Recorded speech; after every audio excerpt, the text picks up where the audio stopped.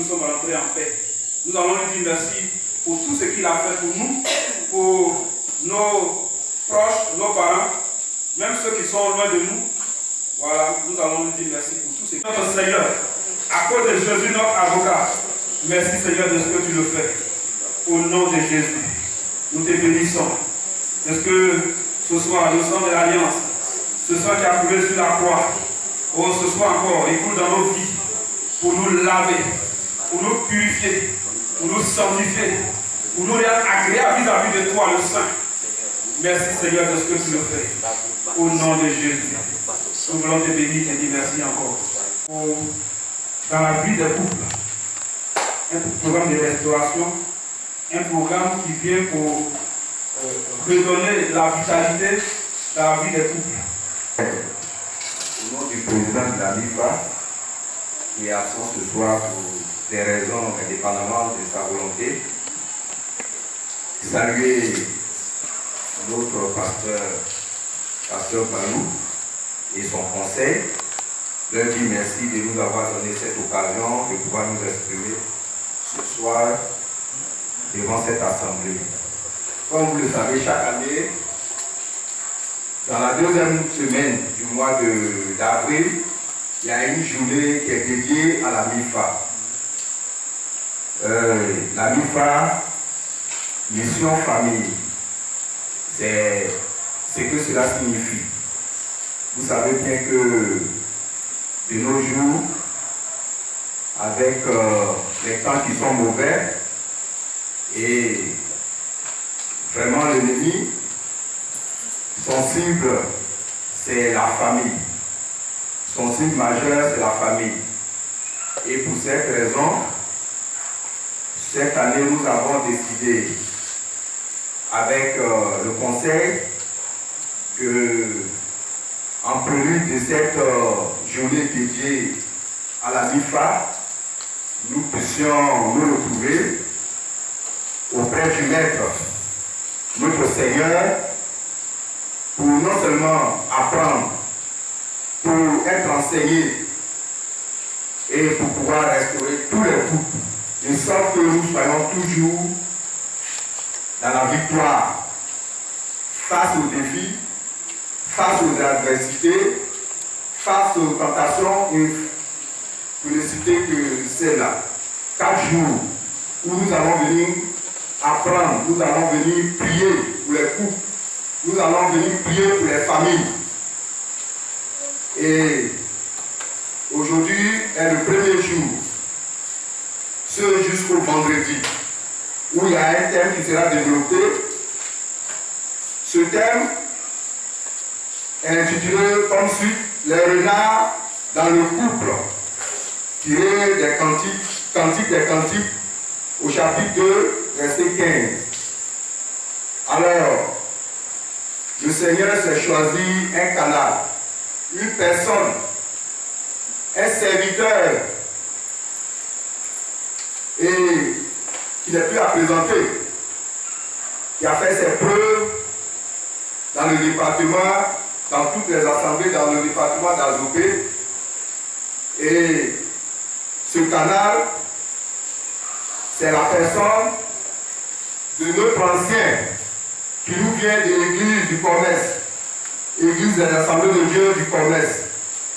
Alors, nous allons lui laisser toute la place pour pouvoir être enseigné et que le Seigneur bénisse son serviteur.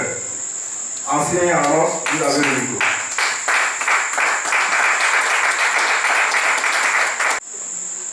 Gloire au Seigneur. Voilà, je veux vous saluer ce soir dans le beau et merveilleux nom de notre Seigneur et Sauveur Jésus-Christ. Je voudrais profiter de l'occasion pour dire merci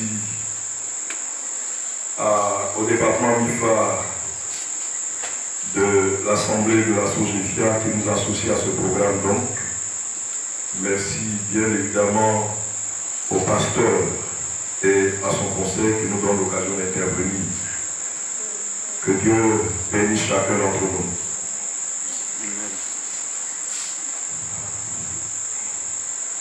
Bien, comme l'a indiqué mon frère tout à l'heure, sujet que nous allons aborder, c'est, ou le thème tel que formulé, c'est les renards dans le couple. Et notre texte de base, c'est le Cantique des Cantiques 2, le verset 15. Cantique des Cantiques 2, verset 15. Alors, nous allons prendre notre texte.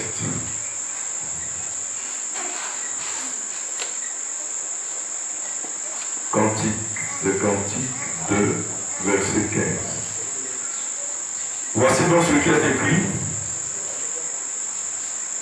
Prenez-nous les renards, les petits renards qui ravagent les vignes, car nos vignes sont en fleurs.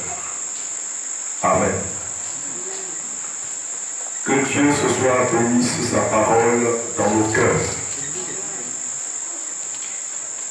Avant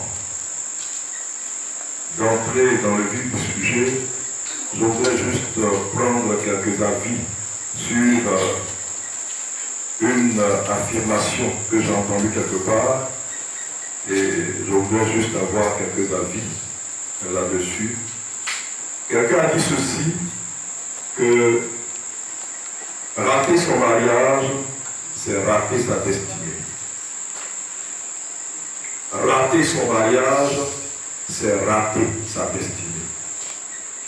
Alors, je veux juste savoir ce que vous en pensez.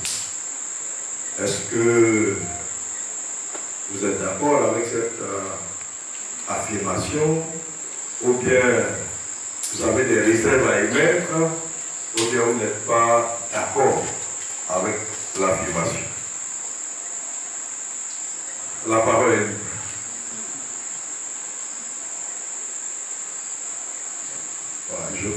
Je voudrais qu'on se sente vraiment libre de réagir. Voilà. Une main ici. Oui, notre soeur. Moi, je pense que l'affirmation est juste. Parce que lorsqu'on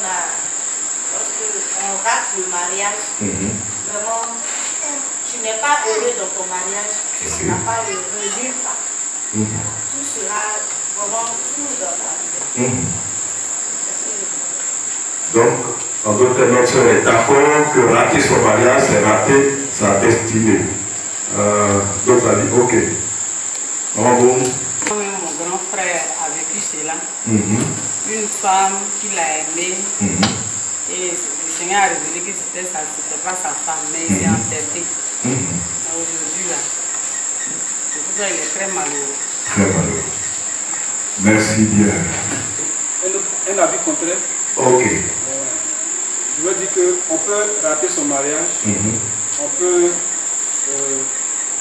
partir sur de nouvelles bases et après se ressaisir.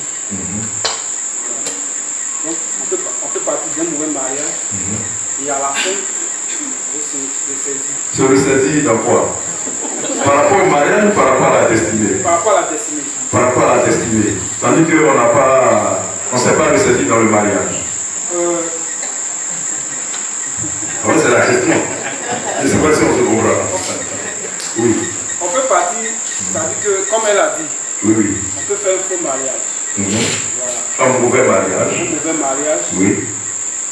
Au départ, on croyait être dans la vérité. Et après, il se trouve que maintenant, les choses se révèlent, on est dans le faux. Du coup, on peut, n'est-ce pas, demander pardon pour que ce mauvais mariage-là, le Seigneur nous fasse grâce pour que ce n'est pas que ça, n'est-ce pas, ça empiète sur notre destinée.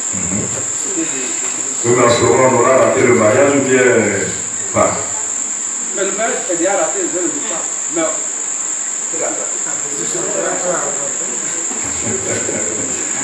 je ne sais pas si on s'est compris. C'est-à-dire qu'il dit au départ, c'est-à-dire on a fait peut-être c'est-à-dire on a mal posé le pas. Et puis en route, on constate que vraiment on a mal posé le pas. Mais mon frère parlait de se ressaisir. Ça veut dire qu'on a pris le temps de rectifier le tir.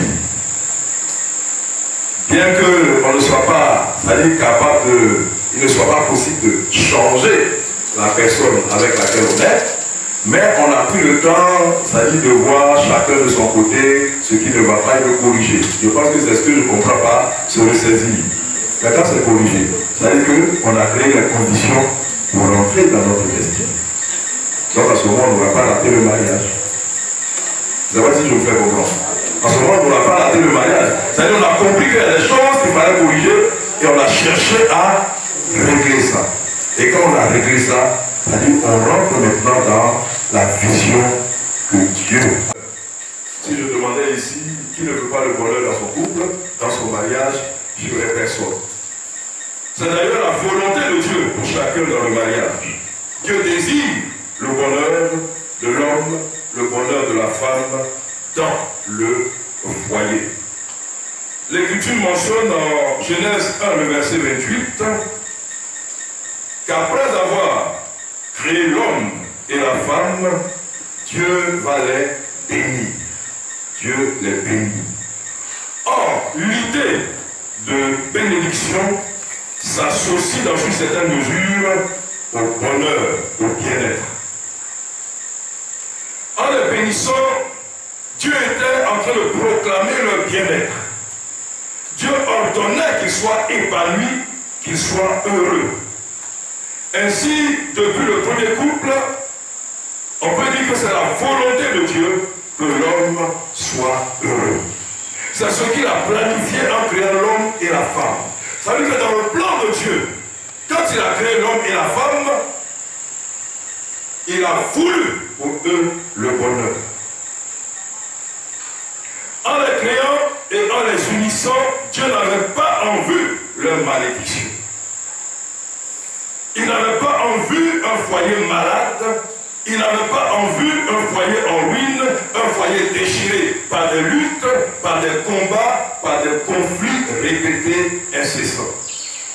Il avait en vue leur épanouissement, car c'est de cette manière qu'ils allaient être des instruments pour l'accomplissement du projet de Dieu qui est de se former une famille, un peuple adorateur. Quand vous lisez Apocalypse, il nous a dit qu'il y avait plusieurs langues, des peuples de plusieurs langues qui adoraient, qui célébraient le Seigneur. Dieu veut se former une famille, un peuple adorateur. Malheureusement, l'histoire du premier couple va connaître un bouleversement par l'entrée du péché qui va détruire la relation entre l'homme et Dieu, mais aussi la relation entre Adam et Ève, entre les conjoints. Et lorsque Dieu va rendre visite à Adam, il va lui poser une question capitale, Genèse 3, verset 8 à 9. Permettez-moi de vous faire participer de temps en temps. Alors, si quelqu'un peut nous lire le texte, Genèse 3, verset 8 à 9. Alors ils entendirent la voix de l'Éternel, Dieu, qui parcourait le jardin vers le soir. Et l'homme et sa femme se cachèrent loin de la face de l'Éternel, Dieu, au milieu des arbres du jardin. Voilà, ça a commencé déjà. Verset 9. Ils se cachèrent loin de la face de l'Éternel quand ils ont entendu la voix de Dieu. Mais l'Éternel Dieu appela l'homme et lui dit, où es-tu? Merci bien. L'Éternel appelle l'homme et la question que l'Éternel pose, où es-tu? Alors cette question de Dieu à Adam est une interrogation sur sa position. Ce n'est pas que Dieu ne savait pas où Adam était, parce que s'il ne savait pas où Adam était, ça veut dire que lui-même il se renie en tant que Dieu.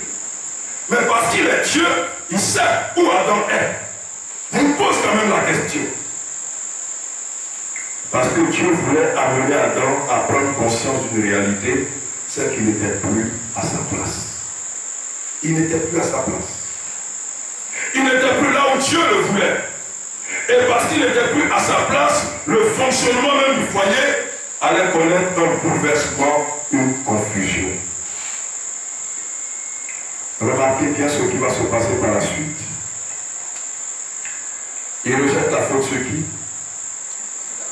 Sur la femme.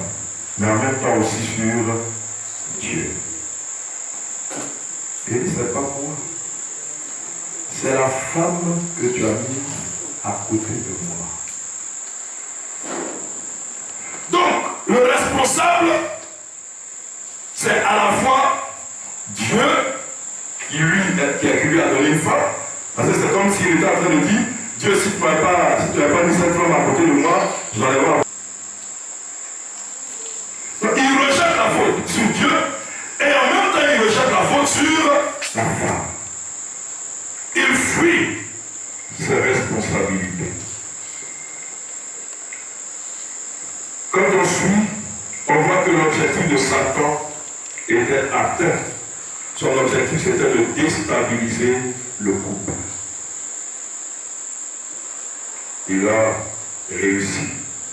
Mais une chose que nous devons savoir, c'est que Satan ne peut pas réussir à déstabiliser un foyer sans que les conjoints lui en aient donné l'occasion. C'est-à-dire, s'il y a déstabilisation, s'il y a des équilibres dans le foyer, si les conjoints ont donné l'occasion à l'ennemi d'installer cette confusion. C'est lorsque les conjoints permettent à Satan de s'infiltrer dans leur foyer qu'il peut réussir. Bien souvent, malheureusement, c'est ce qui se passe.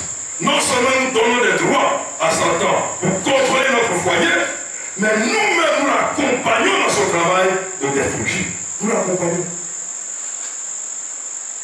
Vous savez, souvent, notre perception des choses peut régler des problèmes. La façon dont on voit un problème peut aider à le régler.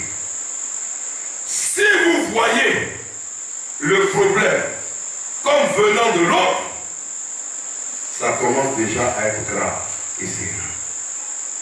Mais si vous percevez le problème comme étant une action de Satan pour nuire à l'unité du couple, du foyer, alors vous aurez discerné, vous aurez bien compris. Il n'y aura pas de lutte entre monsieur et madame.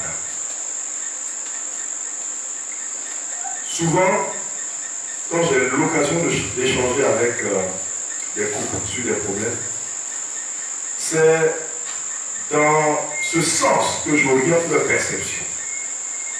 Je dis attention, attention. L'ennemi est en train de vous distraire. De vous distraire. Quand on distrait quelqu'un, ça veut dire que la personne est concentrée sur un objectif. Et on vient détourner la personne, le regard de la personne, de l'objectif pour l'envoyer ailleurs. C'est ça, distraire. Et c'est la stratégie de ça. L'une de ces stratégies. Vous êtes focalisé sur un objectif. Parce que Dieu vous a mis ensemble pour un but, pour un objectif. Il y a forcément un but pour lequel Dieu met un homme et une femme ensemble. Ça veut dire de la même manière que nous sommes différents les uns des autres et que chacun est particulier à sa spécificité, de cette même manière, les couples, c'est-à-dire chaque foyer est particulier. Chaque couple est particulier. Le but que Dieu définit pour un couple, il ne définira pas le même but pour un autre couple. Si on n'a pas compris ça, on va avoir de sérieux problèmes.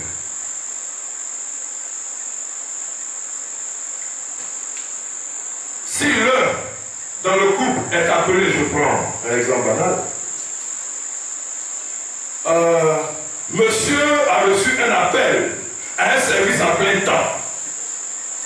Madame, qui est appelée aide du mari, son rôle c'est quoi? Quand on va dire qu'elle est aide, son rôle ce sera quoi?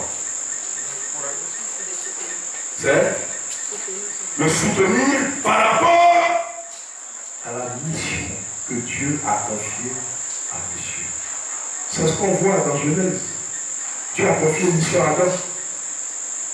Un travail à faire à Adam. Et il dit, je lui ferai une aide semblable.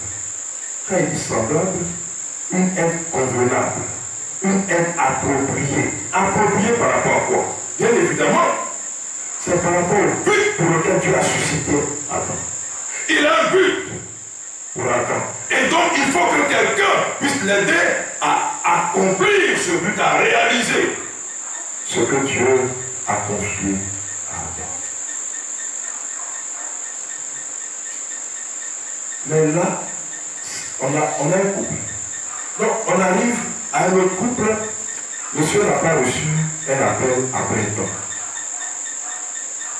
Dieu l'a suscité pour un but particulier.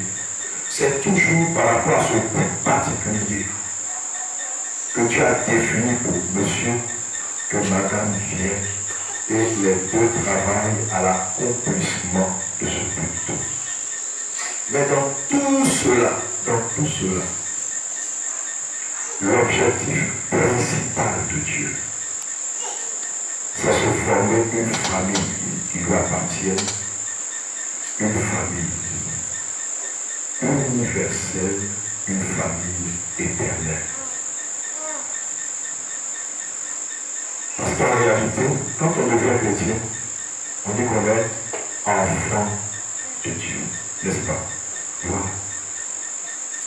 Mais justement, Dieu a un but pour chacun et en particulier pour chaque couple dans le mariage. Donc je disais que nous accompagnons le diable dans son travail de destruction. Nous ne prenons pas conscience de ces petites choses qui contribuent à ruiner notre mariage et à nous éloigner l'un de l'autre, mais également à nous éloigner ensemble de l'objectif de Dieu pour notre couple. C'est pourquoi il est important pour nous de réfléchir sur ces petites choses qui constituent de vraies menaces pour le couple. C'est la raison du thème que nous abordons, des renards dans le couple. Notre objectif, c'est d'amener chacun d'abord à identifier les différentes attitudes qui détruisent la vie du couple et l'empêchent de s'épanouir. C'est le premier objectif. Le deuxième objectif, c'est d'amener chacun à prendre conscience de ses responsabilités et quand on a pris conscience, c'est les assumer. Et troisièmement, c'est d'amener chacun à développer de bonnes attitudes afin de vivre une vie harmonieuse et épanouie dans le couple. Amen. Amen. Avant d'aller plus loin, on va juste voir le contexte de ce qui est dit dans notre texte. Le Cantique des Cantiques est un écrit qui est attribué à Salomon. C'est un livre qui célèbre l'amour conjugal, l'amour entre une femme et son bien-aimé. Nous retrouvons à travers cet amour la relation du croyant avec son Dieu, une relation d'intimité. Dans la section qui nous intéresse, la femme, qui est appelée ici la Shulamite, se réjouit de la présence du bien-aimé qu'elle attendait. Et c'est dans cette réjouissance qu'elle va exprimer les paroles que nous avons lues. Elle dit, prenez-nous les renards, les petits renards qui ravagent les vignes, car nos vignes sont en fleurs. Elle prononce ces paroles comme pour demander du secours, comme pour éloigner ce qui pouvait troubler leur bonheur à tous les deux. Ces paroles nous placent devant des vérités importantes en rapport avec la vie de couple. Les renards étaient des animaux qui abondaient dans la région de la Judée. Et ces renards-là causaient beaucoup de dégâts dans les vignes. Certains documents indiquent qu'ils venaient piétiner et saccager les vignes. Et le mot utilisé dans le texte, c'est le mot ravager. Ravager. Et dit, prenez-nous les renards, les petits renards qui ravagent les vignes. Ravager, c'est endommager gravement. Ravager, c'est détruire par une action violente. Ravager, c'est saccager, causer la désolation, anéantir, ruiner. La vigne, nous le savons, c'est ce qui produit le vin, qui est dans l'écriture le symbole de la joie. Et ce que Dieu demande ce que la Soulamite demande, ici, c'est d'être débarrassé de toutes ces choses qui viennent lui ôter sa joie. Les renards constituaient un obstacle à son bonheur, à sa joie. Les vignes étaient donc incapables de produire du fruit à cause des renards. Parce que dès que les vignes étaient en fleurs, les renards venaient et puis détruisaient tout. Notre vie de couple, notre foyer est à l'image de ces vignes. Notre couple a besoin d'épanouissement. Notre couple a besoin de vivre le bonheur. Mais il y a des renards qui saccagent nos vignes, des renards qui ruinent nos vignes. Et ces renards, ce sont ces attitudes que nous adoptons et qui constituent des menaces sérieuses au bonheur de notre couple. Quels sont ces renards? Alors, je crois que si je demandais à chacun ici de me proposer un renard, nous aurions bien de renards, n'est-ce pas? Mais j'ai juste relevé quelques renards pour ces soirées que nous avons et j'ai prévu de parler de 2 renards. J'espère que le temps me permettra de parler de ces 2 renards pour ce soir. Le premier renard dont je voudrais vous parler, c'est le renard de la mauvaise communication. Le renard de la mauvaise communication. La communication est un élément important dans la relation de couple. Nous avons besoin d'apprendre à communiquer de façon appropriée, de la bonne façon. Et notre communication doit être une communication effective. Pas une communication de forme. C'est-à-dire que pas une communication superficielle. On va y arriver. 2 personnes ne peuvent marcher ensemble, ne peuvent travailler ou vivre ensemble sans un bon système de communication. Vous ne pouvez pas travailler ensemble et puis vous n'arrivez pas à communiquer comme il faut. C'est dangereux. Si on est en train de travailler en voie, l'autre entend, il faut partir. C'est compliqué. C'est compliqué. Je veux qu'il m'amène quelque chose. Je dis en voie, lui il a compris, il faut partir. Et il s'en va. La question qui ne marche pas là. Amos 3, verset 3 dit ceci. 2 hommes marchent-ils ensemble sans en être convenus? Sans en être convenus. En d'autres termes, est-ce qu'un mari et une femme peuvent être ensemble sans être mis au départ d'accord et être solides sans une bonne communication? La profondeur de notre relation de couple dépend dans une certaine mesure de la qualité de la communication avec les conjoints. La profondeur de notre relation de couple, la solidité de notre relation de couple dépend dans une certaine mesure de la qualité de la communication entre les conjoints. Malheureusement, c'est l'un des domaines qui constitue une source de conflit dans bien de foyers. Bien de foyers. C'est-à-dire dans bien de foyers, on fait parade parce qu'on n'arrive pas à bien communiquer. On communique mal. Et à cause de cela, il y a des parades. Ce n'est pas seulement parler, mais c'est aussi et surtout se faire comprendre. Alléluia. Si je parle et que l'autre ne me comprend pas, je n'ai pas communiqué. Et la communication est définie comme un processus verbal ou non verbal. Ces 2 aspects-là sont à prendre en compte. C'est-à-dire, il y a la parole et il y a la non-parole. Un processus verbal ou non verbal par lequel on partage une information avec une autre personne de façon à lui permettre de comprendre ce que nous disons. Donc je partage une information. Ça peut être par la parole ou sans utiliser la parole, mais je fais en sorte que l'autre puisse comprendre ce que je suis en train de lui dire. Alors, je suis en train de communiquer. Communiquer, c'est donc envoyer un message que l'autre va percevoir clairement. C'est-à-dire, j'envoie un message.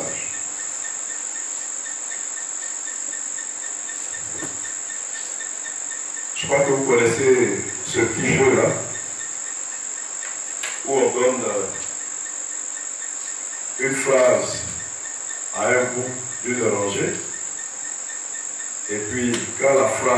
évolue.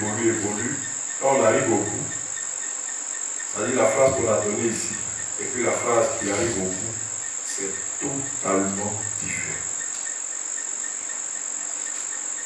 Parce que la façon dont celui qui a compris va traduire le ton qu'il va mettre, il y a beaucoup d'éléments qui vont jouer là-dessus. Et ça va évoluer et ça va être déformé au fur et à mesure.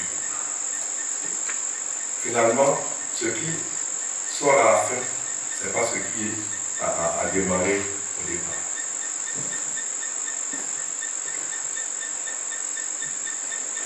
Or, donc, dans ce que je dis, il y a les mots, il y a le ton de la voix, il y a le regard ou l'absence de regard.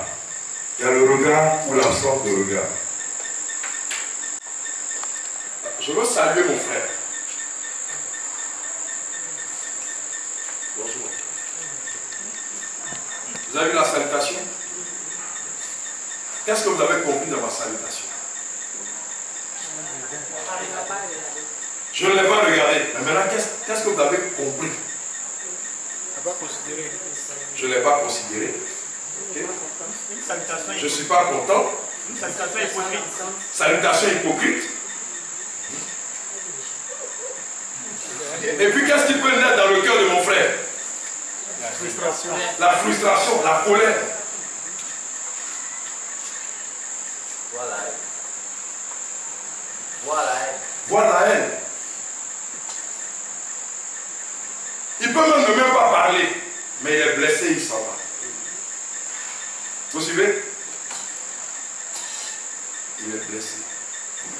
Il aurait pu même me demander, peut-être que moi-même j'avais un problème dans mon cœur. Et donc, ça dit que le problème était tellement dans ma tête, dans mon esprit, que je n'ai même pas veillé même à regarder mon frère en le salut.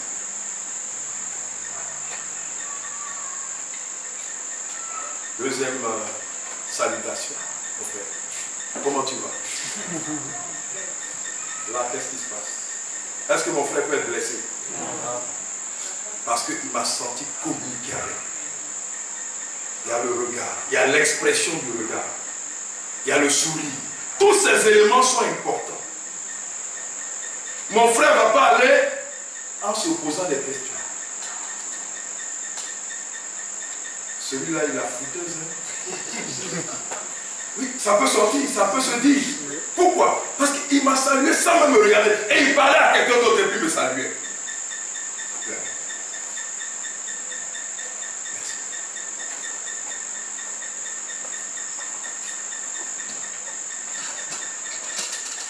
Donc, dans ce que je dis, je disais, il y a les mots, il y a le ton de la voix, il y a le regard ou l'absence de regard, il y a les gestes. Tout cela est important dans la communication. À côté de cela, nous ne devons pas oublier que nous sommes différents. Nous sommes différents. Dans le couple, nous n'avons pas reçu la même éducation. Et en parlant d'éducation, souvent ça dit on peut être choqué par l'attitude de l'autre. J'ai eu l'occasion d'habiter chez un tuteur quand je commençais à travailler, un tuteur qui est pété. Il est de Courac. Je n'ai jamais entendu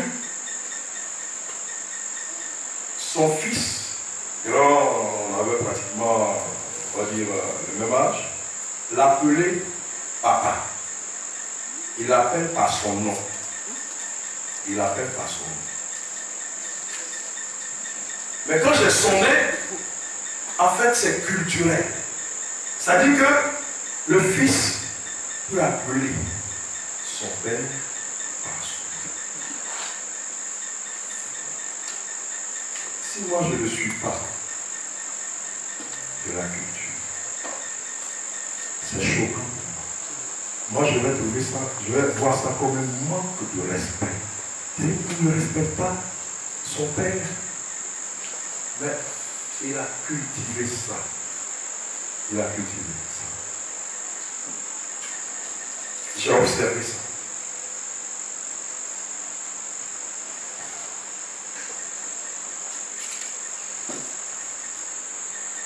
Donc, nous devons savoir que dans le couple, nous n'avons pas reçu la même éducation. Nous n'avons pas grandi dans le même environnement. Nous n'avons pas vécu les mêmes expériences. Nous n'avons pas la même culture. Et tout cela joue sur le sens de ce que nous disons. J'ai parlé tout à l'heure de temps. Vous voyez, quand je dis par exemple, oh, suivez-moi bien. Oh. Et puis quand je dis oh, vous avez l'impression que c'est la même chose, n'est-ce pas?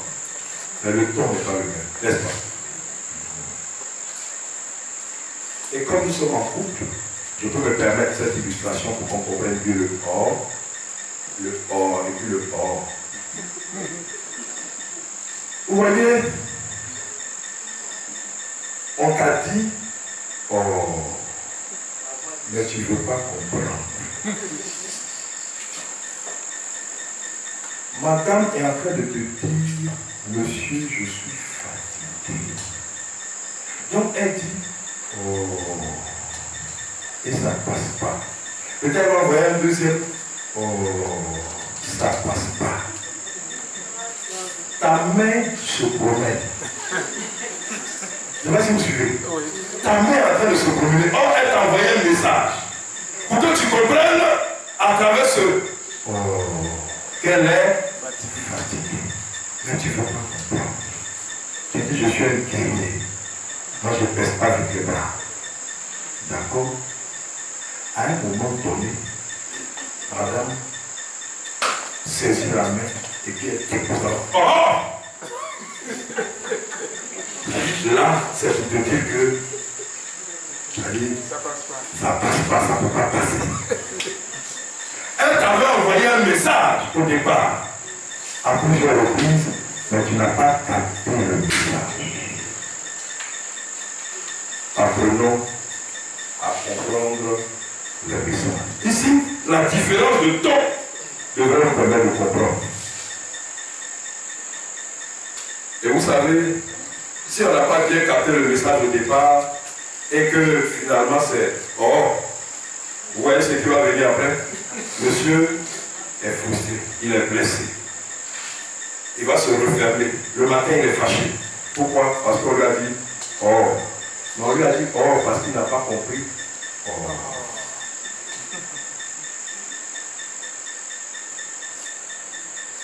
Les interprétations.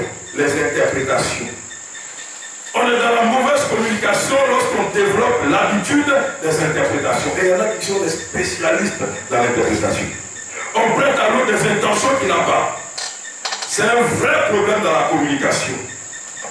Voici un mari qui se dit, aujourd'hui, je vais rompre avec les habitudes. Chaque fois que je rentre du travail, bon, aujourd'hui là, j'ai à cœur de faire une surprise à ma femme. Donc, il va passer, s'arrêter à une boutique, et puis il achète un pagne, il fait emballer dans un joli papier cadeau, et puis notre monsieur arrive à la maison. Avec son cadeau, cherchant à le dissimuler pour ne pas que sa femme voie le cadeau, mais comme sa vision est perspicace, elle a réussi à voir le cadeau. Il arrive, sa femme commence. Aïe, on t'a donné le cadeau aujourd'hui au travail. Vous voyez comment ça a commencé, non? Aïe, on t'a donné le cadeau aujourd'hui au travail.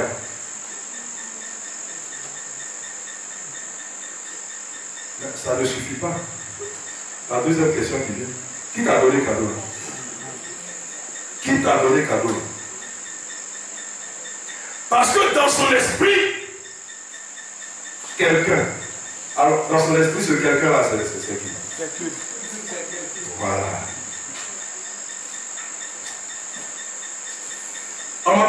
cadeau au travail. J'ai acheté ça pour toi. Ah bon? Tu m'envoies un cadeau du travail maintenant? Ça, c'est le but. Toi, tu n'es pas clair. Toi, tu n'es pas clair.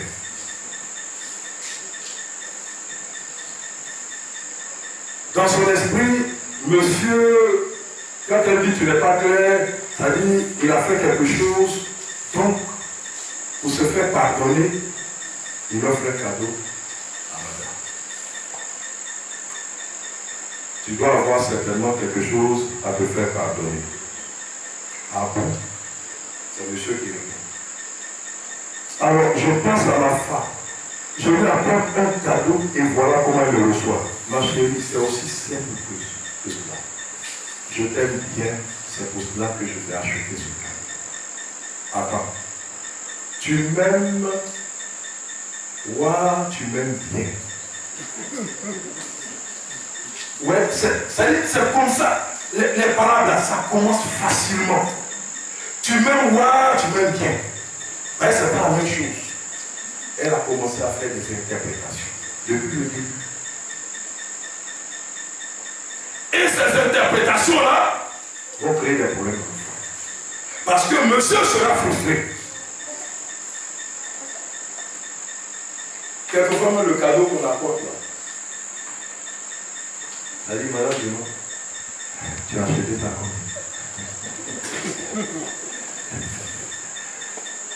Tu as acheté ta robe. Chers frères, si on vous pose cette question-là, je vous en prie, ne répondez pas parce que vous allez avoir des problèmes. Je sais que vous allez avoir des problèmes. Parce que ce que toi tu as acheté peut-être à 10 000, elle va te dire que tu aurais pu me donner l'argent, mais elle a dit ça a fait 5 000 francs machin. Donc le cadeau même, ça dit qu'il perd sa valeur. Il perd sa valeur.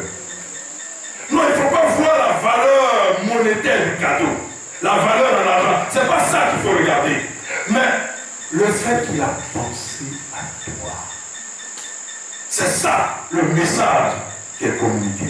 C'est pas le cadeau en lui-même, mais quel message te communique? Ah, je suis sorti, j'ai pensé à elle. Il a pensé à moi. Alléluia. Faisons attention. On est sinon dans une mauvaise communication. C'est-à-dire cette femme fait des interprétations. Elle soupçonne son mari de quelque chose. Et chaque mot, chaque parole prend une signification particulière. Elle a une idée arrêtée sur son mari, un préjugé, on va dire, ce qui n'est pas juste. L'Écriture dit que l'amour ne soupçonne point le mal. 1 Corinthiens 13, verset 5. La mauvaise communication, c'est aussi une communication dans laquelle on ne se soucie pas de l'autre. C'est une communication où on menace, on crie sur l'autre, on lève facilement le ton. Et maintenant, ce sont des commandants. Ce sont des commandants. C'est-à-dire que quand eux ils ont parlé, on ne doit plus parler. On ne doit plus parler. Quand vous communiquez comme cela, c'est-à-dire vous mettez votre couple en danger. En danger. Nous devons faire attention. C'est une communication où on utilise des mots, des expressions qui blessent, j'allais même dire qui tuent, On regarde la personne, si tu fais, je vais te gifler. Mais quand tu dis si tu fais, je vais te gifler, c'est-à-dire, la parole vaut l'acte. Tu as déjà giflé. Tu as déjà giflé. Une femme qui échange avec son mari, c'est qu'elle marie sa main. C'est qu'elle marie sa main. Blessure. C'est marie ça. Avec ça, tu dis tu es marié. Je ne sais même pas ce que je fais dans cette maison. Moi-même, je me demande pourquoi je me suis marié avec toi. Quand une parole comme ça sort, c'est grave. Ta sorcellerie là, c'est pas sur moi que tu vas faire. Mais quand des paroles comme ça sortent, on n'est pas en train de communiquer. On est en train de se blesser. L'un dit, je n'aime pas ça. Si tu n'aimes pas, donne le chien. La communication avec tu début. En attaquant l'autre, en accusant l'autre, au lieu du jeu. C'est-à-dire au lieu de communiquer en mode je, on communique en mode tu. Tu ne restes jamais à la maison. Tu rentres toujours tard à la maison. Tu ne sais jamais dire merci. Vous voyez, c'est une communication qui accuse l'autre, qui rejette la faute sur l'autre.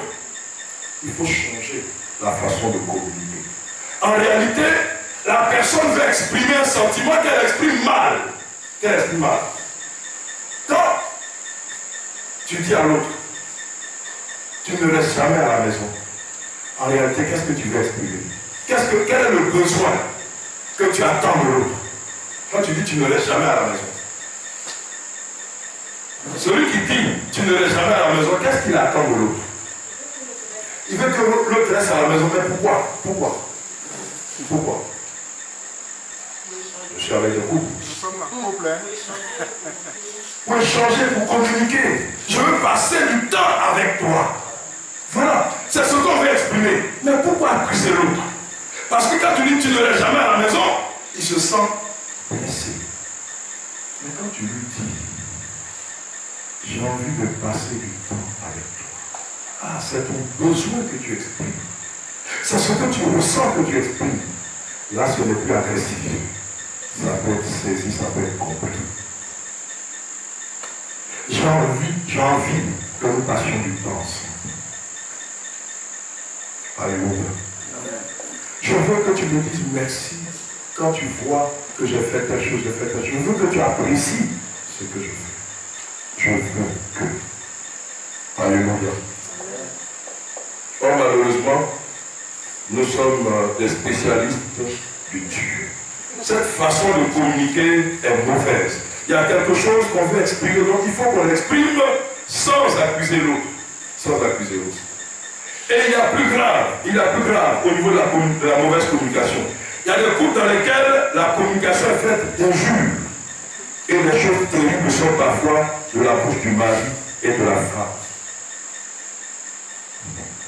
On avait une rencontre de couple comme ça, quelque part, et puis j'écoutais les couples intervenus, et il y a madame qui se plaint de monsieur. Voici ce qui se passe. Madame dit, quand monsieur n'est pas content quelquefois, il lui dit chienne. Vous entendez? Chienne. Maintenant, elle aussi. Aïe. J'ai dit, oh, Marie des chiennes, comment on l'appelle?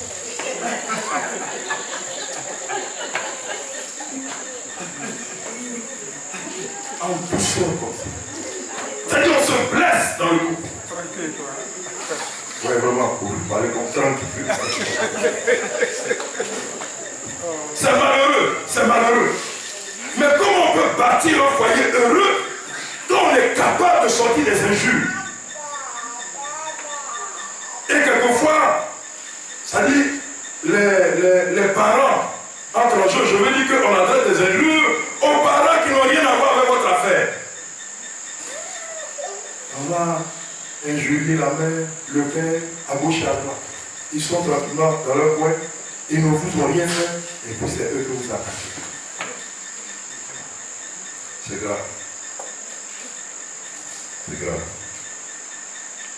C'est une communication où il n'y a aucune douceur, aucune considération pour l'autre,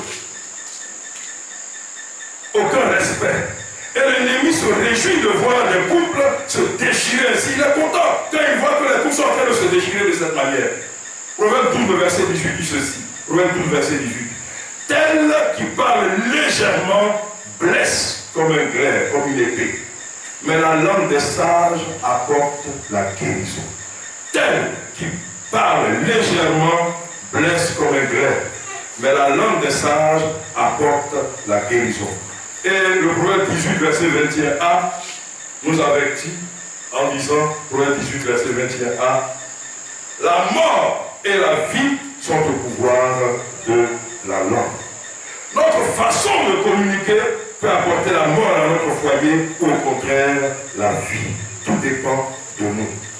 À qui est-ce que nous laissons le contrôle de notre langue? Au Saint-Esprit ou à l'amertume qui est dans nos cœurs ou au ressentiment que nous avons dans le cœur? Ne laisse pas ce renard détruire ton foyer. Amen. Abordons le deuxième renard pour clé pour ce soir. Et le deuxième renard, c'est le renard des comparaisons malsaines. Le renard des comparaisons malsaines. Comparer, ce n'est pas mauvais en soi. Ce n'est pas mauvais de comparer en soi. La comparaison peut être saine lorsqu'elle nous permet de nous inspirer des autres pour aller plus loin, pour devenir meilleurs dans ce qu'on fait. Mais il y a des comparaisons qui sont malsaines.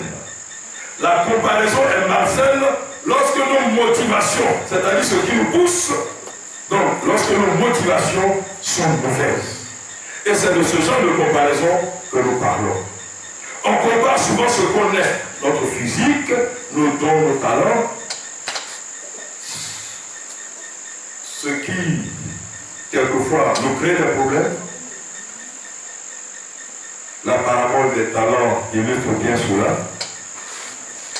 Mais on compare aussi ce qu'on a, les biens matériels, la situation sociale, les avantages, les privilèges, la carrière, le salaire, et même notre conjoint. Et même notre conjoint. C'est-à-dire on compare notre conjoint à l'autre. Ah, si seulement ma femme avait la forme de ma colère, ou bien de la voisine. Comparaison malsaine. J'aime les femmes tous calmes. Je ne sais même pas pourquoi ma femme n'est pas comme ça. Comparaison malsaine. Si seulement elle pouvait être douce, comme telle ou telle. J'aimerais tellement que ma femme soit aussi présentable que telle ou telle. Elle va te dire, il faut mettre des moyens. Tu vois le mari de Juliette, il lui fait toujours des surprises et lui offre tout ce qu'elle veut. Je ne sais même pas depuis quand on m'a fait une surprise même. Monsieur et Madame X, ils sont vraiment bénis. Tout marche pour eux. Pour elle est bien. C'est-à-dire en disant pour elle est bien. Vous comprenez, hein? Bon, c'est indirectement pour nous là.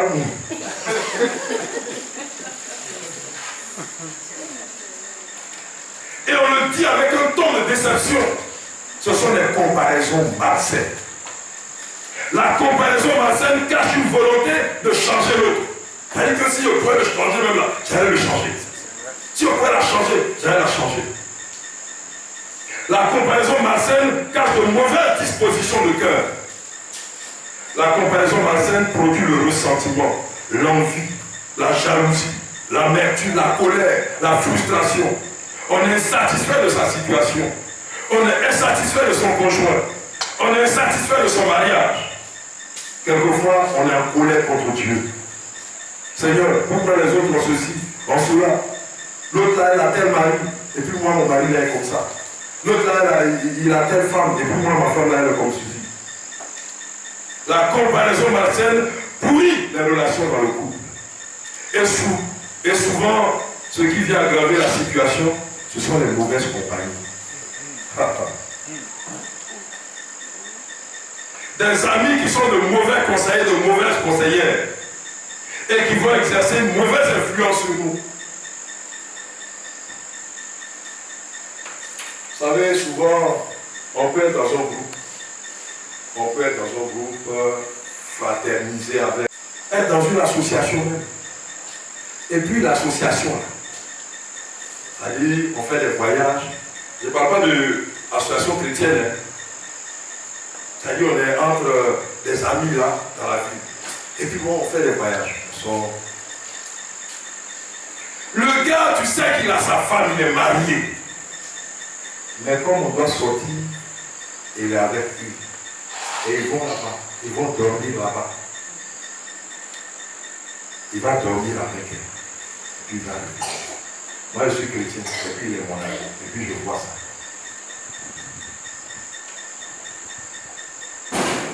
L'Écriture dit, les mauvaises compagnies corrompent les bonnes mœurs. C'est-à-dire, si tu marches avec des gens qui ne sont pas bien, qui ne sont pas de bons conseillers, la façon dont ils marchent là, ça risque de t'influencer.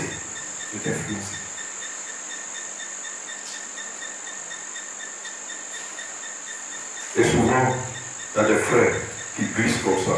Il y a des sœurs qui glissent comme ça. Dans la parole vivante, le même passage là, 1 Corinthiens 15:33, qui dit les mauvaises compagnies corrompent les bonnes mœurs.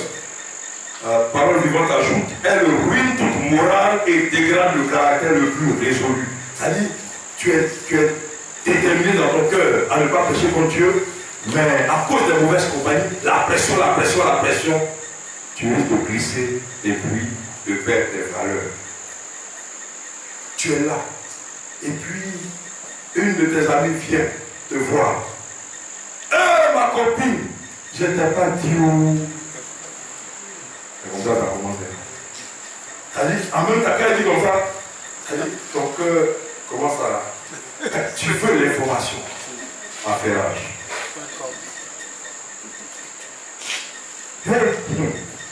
Janvier qui arrive.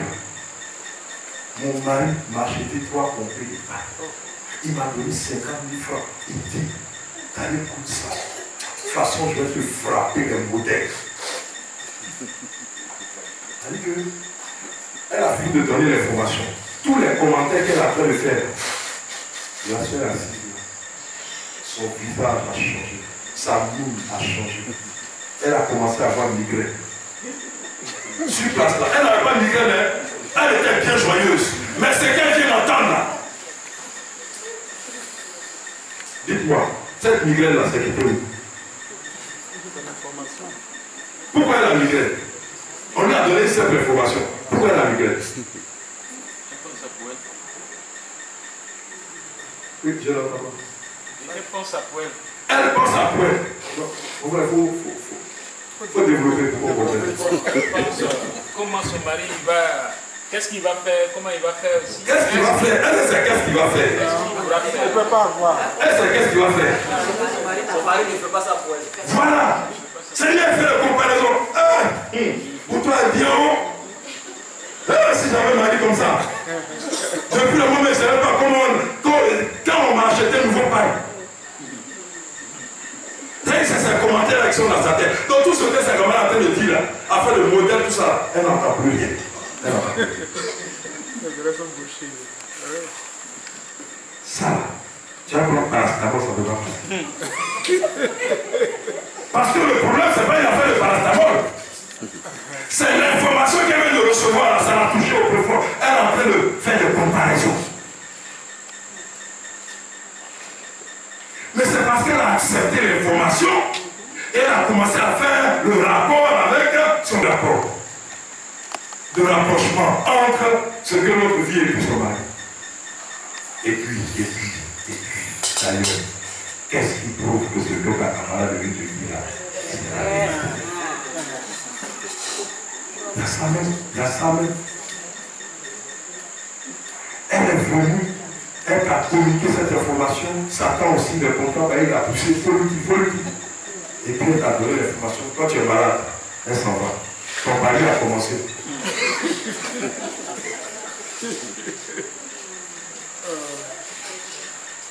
Faisons attention.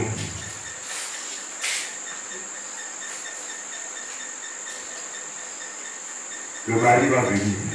Le pauvre mari, il ne sait pas ce qui se passe à la maison. Il rentre en sifflotant.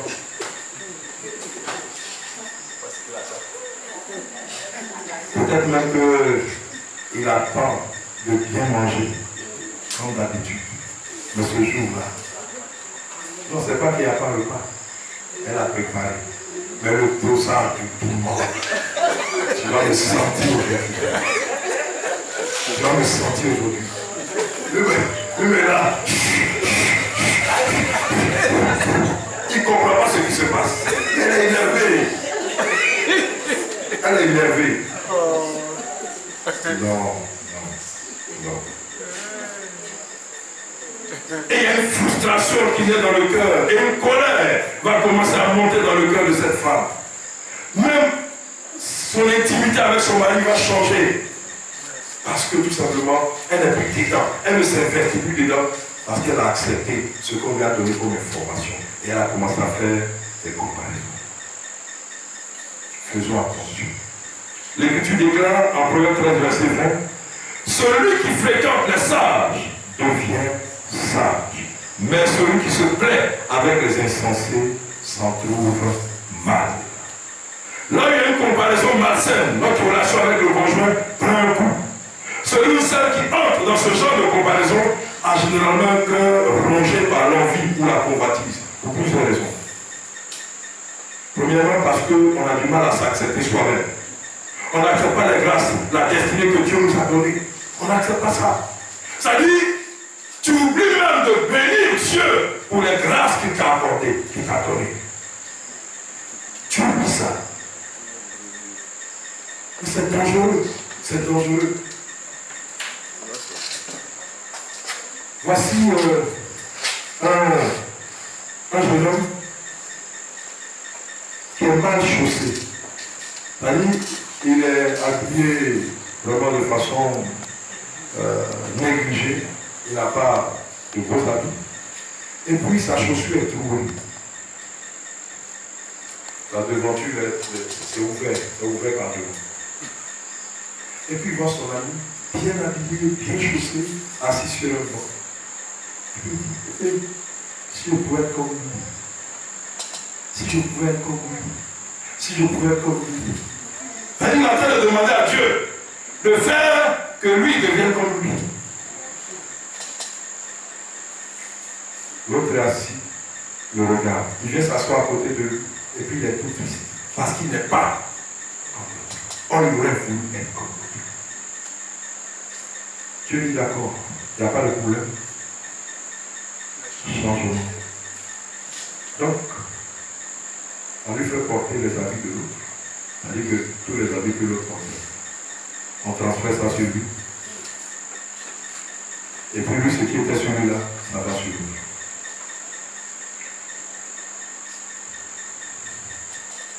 Pendant qu'il a assis, ce changement a eu lieu. Maintenant, l'homme qui était assis au départ, qu'il était en train d'envier, se met à courir, à sauter de joie.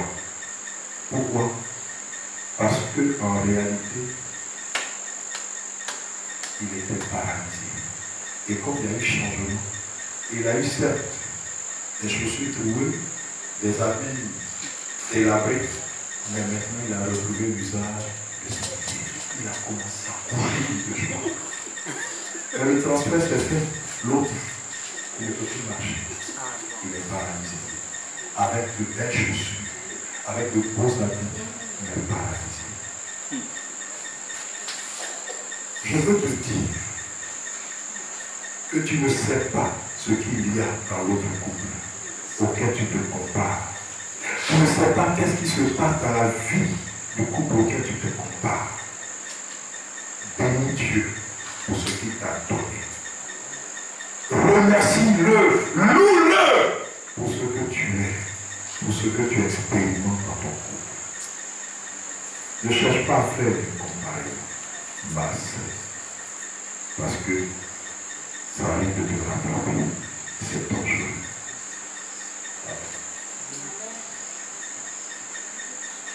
On fait des comparaisons parce qu'on ne sait pas discerner le potentiel caché de notre conjoint. On ne voit que ses défauts.